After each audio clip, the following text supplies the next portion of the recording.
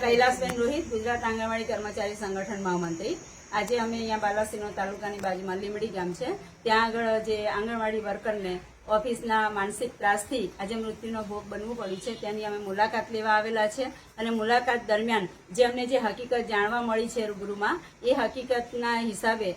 ગુજરાત સરકારને પણ આ કિસ્સો કલંકરૂપ કહેવાય છે અને ICDS વિભાગને પણ કલંકરૂપ છે, કારણ કે આટલા બધા ઓછા વેતનમાં કામ કરતી બહેનોને આવો માનસિક ત્રાસ આપવામાં આવે એ કેટલી હદે વ્યાજબી છે। અને બીજું કે અમે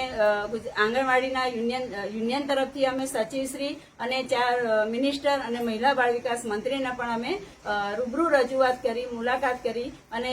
જણાવવામાં આવેલું હતું કે આ માનસિક ત્રાસ જે આપે છે એ ઓછો કરવામાં આવે અધિકારીઓ દ્વારા, પણ એ બાબતે કોઈ પગલાં લેવામાં આવ્યા નથી અને એને કારણે આજે આ બનાવ બન્યો છે જે માનસિક ત્રાસના કારણે। એટલે ખરેખર એ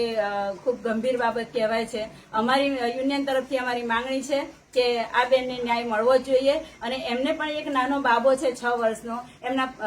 ઘરવાળા છે, એમને પણ આજે બનાવ બન્યો એ જોઈ અને એમને પડી જવાથી, ચક્કર આવવાથી માથામાં વાગેલું છે, હાલ એ ગાંડા જેવી હાલતમાં છે અને મજૂરી ઉપર આ કુટુંબનો નિર્વાહ ચાલતો હતો। જે આ બેનની આવક હતી એના ઉપર ઘર ચાલતું હતું, જેના કારણે એમનું બાળક પણ આજે અનાજ જેવું બની ગયું છે। એટલે અમારી માંગણી છે યુનિયન દ્વારા કે સરકારશ્રી એમને